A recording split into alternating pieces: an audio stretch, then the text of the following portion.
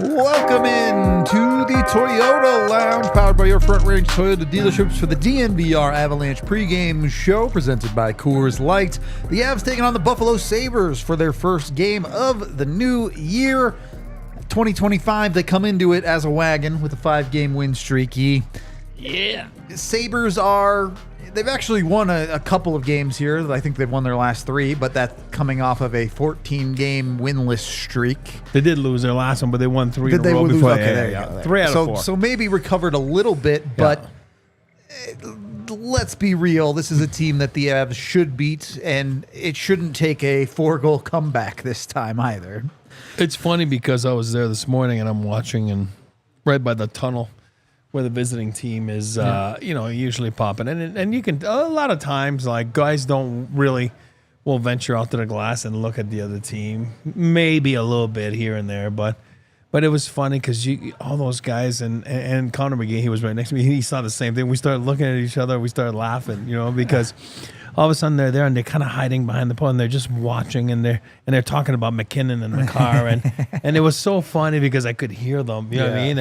And I'm not making fun of them. I'm saying actually it's flattering towards the Avalanche. You know what I mean? And I think that's where Buffalo is, right? I mean, they're just a step below, the McKinnons, Makars, and Rantanens. They just are. But they got some power. They got some good players. They just haven't put it together.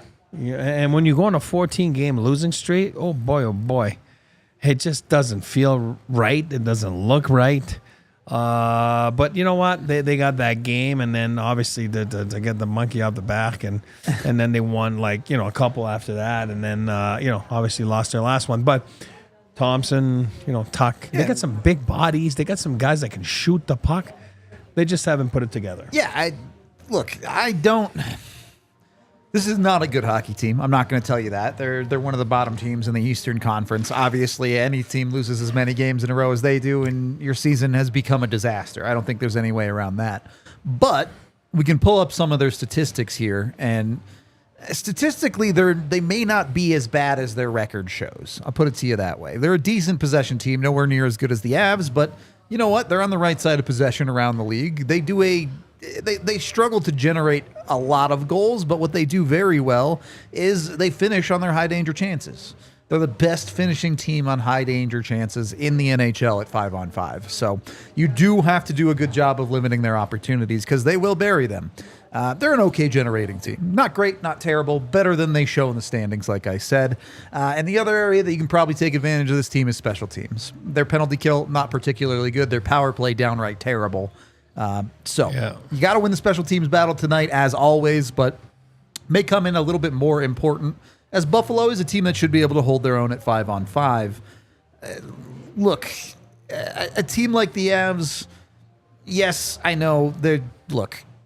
Val Nichushkin's out tonight. You have Oscar Olausson stepping in for his first game of the year, which marks the 39th player to suit up for the Avs. Ridiculous that you have as many players as games played. Just absolutely absurd. But still, the Avs are in a better spot health-wise than they were earlier in the season when they were either losing games or having to come back all the time. Can Buffalo beat the Avs? Sure. On paper, they probably shouldn't. Agree. And I'll use one of your lines again. You can only play the game that's in front of you. Yep. You can only play the opponent that's in front of you. And I think that the Avalanche, I think they've been around as a core long enough, and I think Ben Nair's been around with that core long enough where I think they respect every opponent.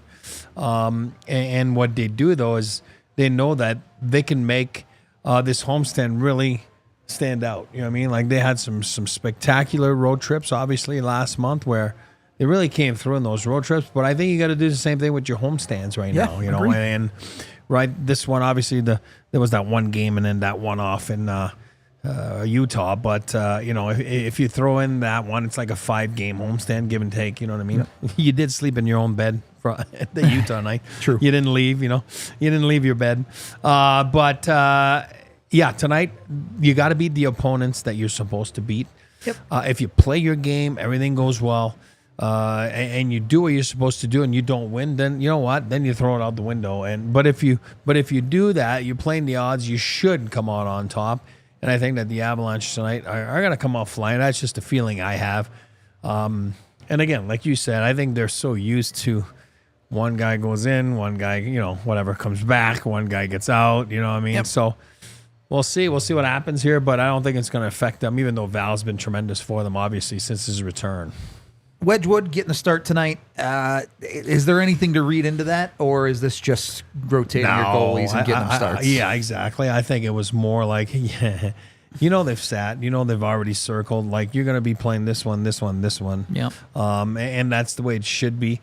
I was watching him this morning again. I really like his demeanor. I really like his enthusiasm for the game. I think he's a real student of the game. I like his interactions with his teammates.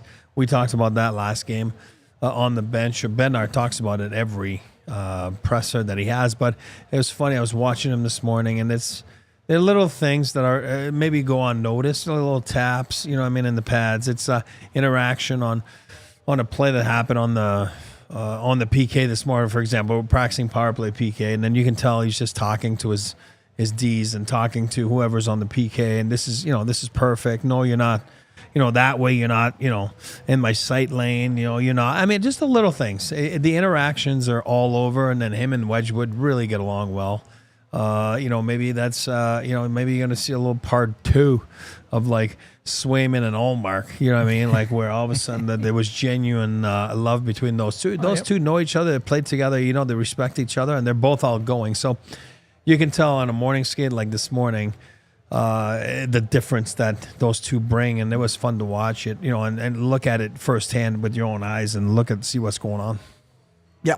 And you're looking for a good performance. Obviously, both of them have been great, but Wedgwood has been a second since he has started one, and obviously the Avs have a bit of a busy schedule coming up with a back-to-back next week, so you do want to even that workload a little bit, but we'll talk a little bit more about the lineup and how it fits together tonight in a bit. Let's get to Big E's 3 keys first. Yes, if I can get to them, because I can't read, that.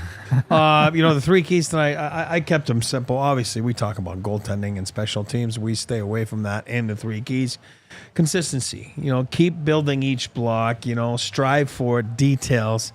I heard Bednar this morning talking, and he was talking to some Buffalo people, and just kind of. That's what he was talking about, that they're striving for perfection. Not perfection, but a better in the area of details, you know what I mean? Where, try to get better at it, and this is something that they want to do. This is something that they're going to strive for, and it's very important. So, number 2, find new chemistry. We just talked about it. We'll talk about it a little bit in the lineup here coming up, but now Val is gone. Now you got Casey that had been bummed down, but came back with that big goal, and, got his spot back in the top 6, we're assuming, but again, adapt as usual, step up to the plate, and nothing bothers you as a team, as a staff, a little bit like that third period last game. And then today you just adapt to it and you go forward and figure out and find some new chemistry. Defend the house, take pride in playing on the right side of the puck tonight against, those big bodies. We talked about Thompson, Tuck. Be spotless. Make sure you're boxing out. It doesn't matter if you're Sam Malinsky or if you're Josh Manson. You know what I mean? Let's be on the right side of the puck. Let's limit the scoring chances, as Rudo showed on this great graph that I love every game there about the high danger chance. For example, they bury their high danger chances, and there's a reason for that. They got great shooters. True. They have great shooters. You know what I mean? There's a lot of power there. They haven't put it all together as a team, Buffalo, but they do have some great shooters, and I think the numbers show that. So stick with that tonight. Get going with the home crowd again. Get going with the pride of putting a string together at home. And again, don't forget the Avalanche are 9-2 in those last 11, and they're certainly on fire right now. Yep. I do want to get into that chemistry you're talking about, but before we do, the injury situation, we have Jared Bednar's thoughts from pregame or from morning skate, which we'll get to. But the reality is as Tiff kind of showed you the graphic there, don't expect anyone back anytime soon. Put it to you that way. Val sounds like he might be the closest of the bunch, but even he might be more week to week than he is day to day. But I'll stop telling you about it. Let's hear Jared Bednar talk about it at his morning skate presser.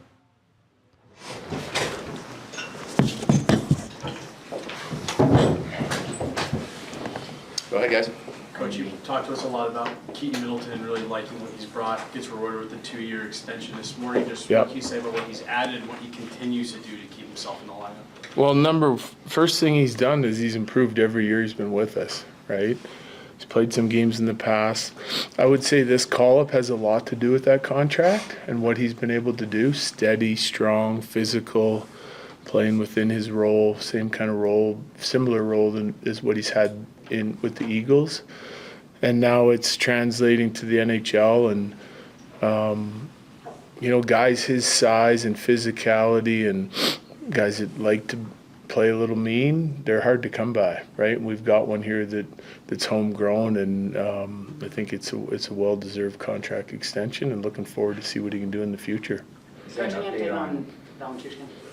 Yeah, so lower body, and what I would classify it, like for now, is day to day. I don't know, like not going tonight, obviously, and then we'll just kind of keep an eye on him from there. I don't think it's really serious, but it could keep him out 7 to 10 days. But, we'll just see what the next, handful of days looks like and see what kind of progression he makes. Obviously, the answer is a little more complicated than is he close, but Gabe Landeskog skates with the team this morning. How much does it mean, or how important is it in the locker room to have that kind of appearance from him? Well, I think it's good. Doesn't hurt, that's for sure. I think, all the guys are pretty in tune with Landy's recovery process and, the work he's been putting in to try to get back to our team on a regular basis. So, I don't see him for a while, and on the ice and as a group of guys anyway, and then he's able to come out and join us and wheel around a little bit, and I think it adds to the optimism of his return at some point, and it's good to have him out there sort of boosting the spirits on a game day. How's he feeling? I think he's feeling good, yeah. I think he's feeling really comfortable with what he's doing in his rehab process right now, and he's starting to look better and better on the ice, so still no real change in our approach and what's going on. He's just going to keep, grinding forward until he gets to a point where he might be able to join the team, like on a regular basis. Has he been around the last few weeks, or did he just come back? Yeah, no, he's been around. On the injury front, you said Shillington would be reevaluated. Has that happened? Yeah, he's doing better. He's starting to progress. Like, they're starting to talk about when they can get him on the ice. Like, they're pushing him a little bit harder in the gym, and hopefully getting him on the ice here soon. Yeah. Scott Wedgwood starting tonight? Yes. Wilson was cut pretty early in camp. Yeah. I guess, what has kind of been the report on him? It's been up and down, but he's played some really good hockey games here recently, so good opportunity for us to get him up here and see what he can do. It's like you got to evaluate these guys short term, long term in the American League, and if you get opportunities when a guy's playing well, I like to see him up here, right? Like this was a big training camp for him to be able to come in and play for our team. It didn't go very well, and there's been we've had probably upwards of 10 guys with us already this year, and he hasn't got a look, but now he's playing some good hockey down there, so we'll give him a look and see if it can translate, things he's doing down there, can they translate into our game here. Jared, that first Buffalo game almost seems like one of those inflection points in your season, the way you guys pulled off that comeback. What was that like in your room when you're down 4, when you're down 3 at the second intermission? Just how did that happen? Well, we didn't like that start at all. And, the Buffalo, like watching them now, they still have the same, some of the things we talked about prior to that game and some of the things that were talked about prior to tonight's game are the exact same, and the way they can hurt you off the rush, and they've got a bunch of shooters and a bunch of talent. And I didn't like our start. I didn't like our attention to detail with it. I didn't like the goals we gave up. So We needed to get our game in order at that point. We did in the second half of that game. We're looking for a better start tonight, and we're going to have to pay more attention to some of the weapons that they have, so it doesn't happen again. We want to go out and have a strong first period. That's something that we've been working on, and wouldn't say that sort of projected us forward, but certainly when you're able to come back in a game like that and play the right way, we started trying to build our game, previous to that, and then even after that, even more, and digging in, because points are so valuable, especially this time of year. Do you have an update on Ivan? No. He was being evaluated last week. He's still week to week. Yeah. Okay. Yep. Thank you. Thanks, guys.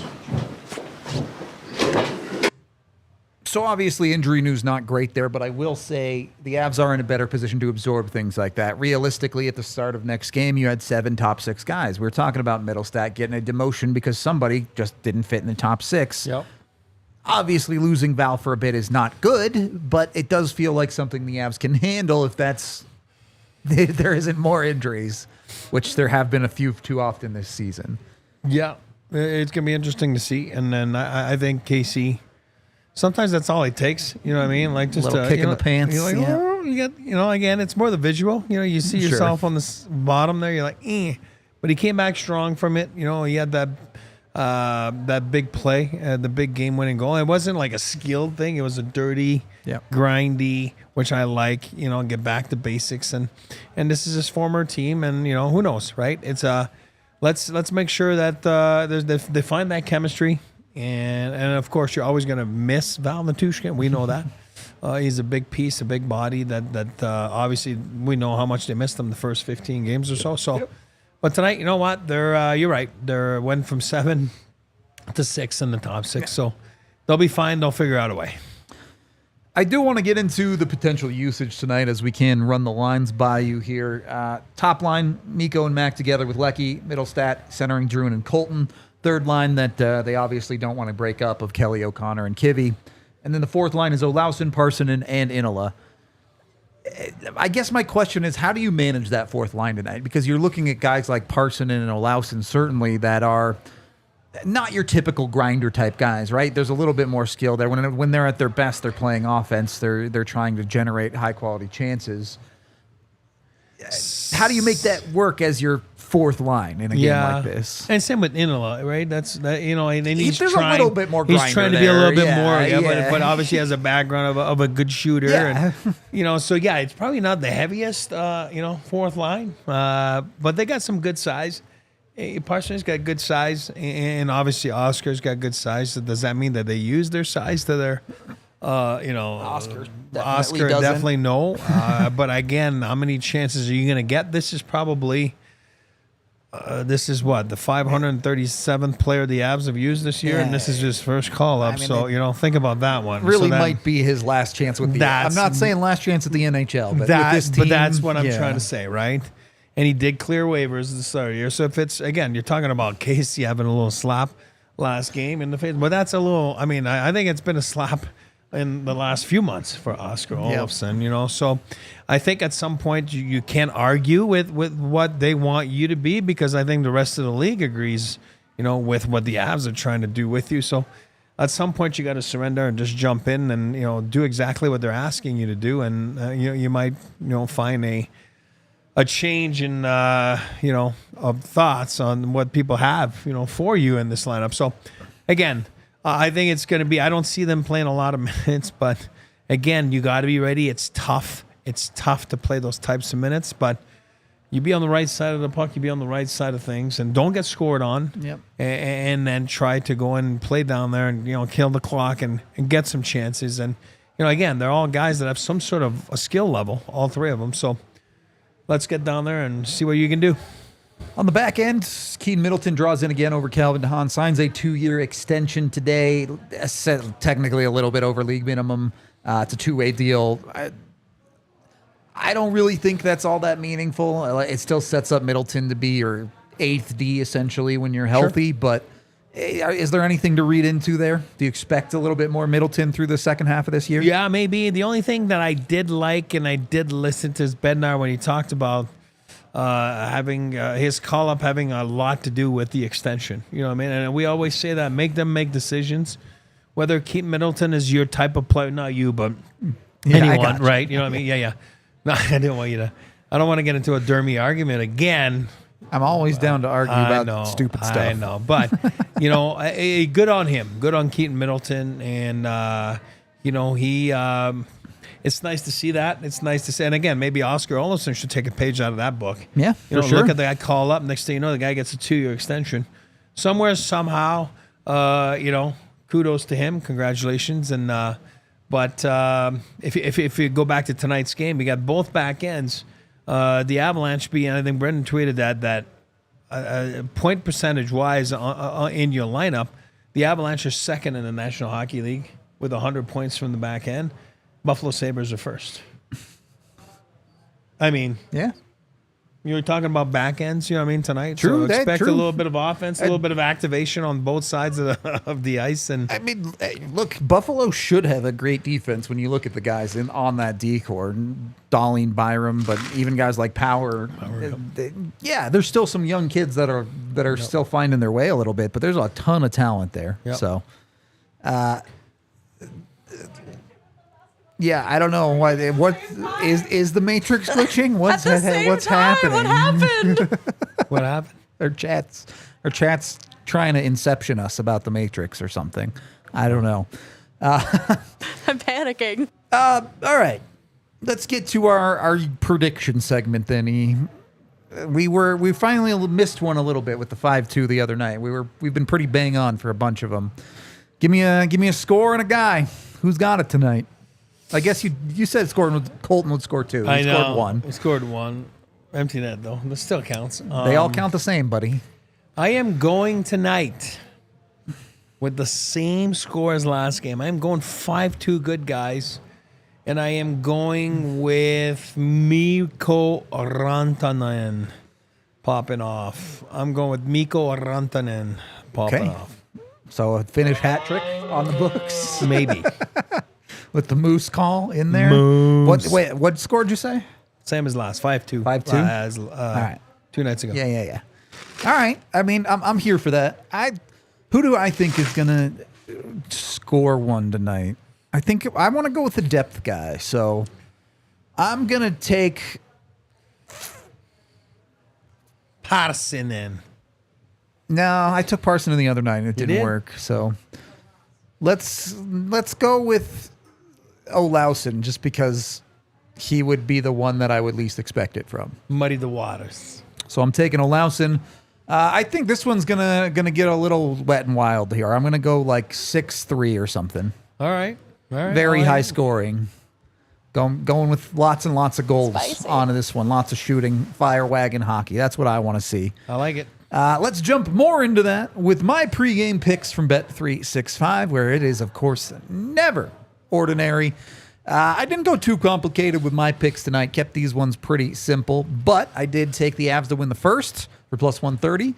I'm expecting a lot of shots, so I took Wedgwood over 25 saves, and I took over 6 goals, which by my bet, I probably should have done the custom over at like 7 or 8 goals and won some more money if that happens. But either way, I think it'll be more offense than defense tonight. I'll put it to you that way. You can go put your bets in on any of those, or of course, you can always use their boosted parlays. They always have some great ones there.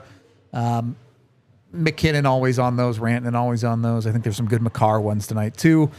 I know you went with the Taze point tonight because that's always good money. So tons of options when it comes to Bet365. Of course, when you do gamble with Bet365, you must be 21 or older, physically located in Colorado. And if you or someone you know has a gambling problem, call or text 1-800-GAMBLER today.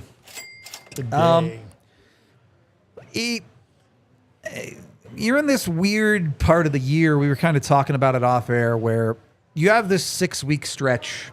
You're just coming off the Christmas break, but the extended break for the Four Nations Cup or whatever face-off you want to call it means that you kind of just have a middle stretch of the season here. Is that good or a bad? Does that allow you to kind of find that extra gear knowing you have that break coming up, or do you kind of lose a little bit of focus at times in January because of that? Well, first of all, we all know that they have 15 games, their busiest month of the year, right? So we all know that all teams are going to have that condensed schedule because of the tournament. If I was them, and maybe that's what they're doing internally, and I remember like Daryl Sutter was one of the best I've seen at that, but make it a little mini season from now till the break. You know what I mean? And I think what you do is you break it down the way you want to break it down. Is it 5-game segments? Is it 2 out of 3s? You know what I mean? Like playoffs, you know what I mean? So, and then you're playing a series internally because you're 1-1 in your last 2, and it's, hey, this is game 7. Let's go. We got to win the game. So there's a lot you can do. There's a lot that teams do that you don't hear about because it's done internally. But I do believe that it's an easy way to focus right now on short-term goals as a team and to really say, okay, this is the next 6 weeks. We just had a little bit of a break like we talked about, you know what I mean, where it was really light, 1 game in 7 days. So let's get to it. Let's bear down. Let's achieve our goals. Then we're going to go, and some guys are going to leave and go play on those teams, you know, for the 4 nations. And then we'll come back as a team and then have different kinds of goals now till the end of the year. We all know that, you know, this is the end of the season in a sense that it's that last stretch. You know, after the 4 nations, it will be the last stretch, and it will be the important stretch where you're going to need the Avalanche or any team for that matter to be flying, going up in the upswing, hitting that dance floor, you know, for the playoffs and go from there. So I bring it up because we're already seeing the Avs doing some schedule management or whatever you want to call it. No practice the other day. We're seeing some no morning skates. We know the back-to-back coming up will also affect some lack of practice and things like that. Mm-hmm. You're the pro. You've practiced with NHL teams hundreds, if not thousands, of times. Yeah. How much practice is too little practice? Boy, I hated practice. Like, I'm not gonna lie. You know, I think we all do. Practice? But I think coaches nowadays are so in tune in what they're trying to do, and then, you know, and you can tell though when a team gets sloppy that you could be on a 4 or 5 game winning streak and it gets getting sloppy, and coaches are like, they got the itch and they're like, oh, we're gonna get back up, we gotta go practice, you know. But again, what they've learned over the last, I would say 5, 6, 7, 8 years, whatever it is the importance of rest. How much back then there was no such thing. And we were just burnt out, and you know, and then you thought that if things were going bad, it's because you needed to practice more and get to the rink more and longer. And obviously those days are done. I think you need to find ways in there to get rest, and you need to find ways in there to get a little practice. And believe it or not, I think what they've mastered the last few years is sometimes just coming to the rink for a little bit of a workout and a little bit of a film session, you know, where you're attacking a few things, you know, where not necessarily getting on the ice. And even goalies sometimes don't even need to get out there. They get the VR. Yeah, they and, got all the they crazy got all those tools. little things so you're not losing your coordination, your puck tracking and all that kind of stuff. So I think sometimes you got to be smart. And I think most coaches, for the most part, right now are pretty smart. Those days are long gone. Sure. All right. Well, look, if you're winning, I don't see any reason to change much up. No, I'll put it to exactly. you that way. The Avs are going for 6 in a row tonight against Buffalo. We will have a watch along for you here in just a couple of minutes. And if that's not your thing, at the very least, tune into the post game where we'll break it all down for you. Also, we might have our boy AJ around for some of the watch along. So come join us. We are wrapping up this pregame show, though. This has been the DNVR Avalanche pregame presented by Coors Light. We'll talk to you in a few minutes. We all silly like the mayor.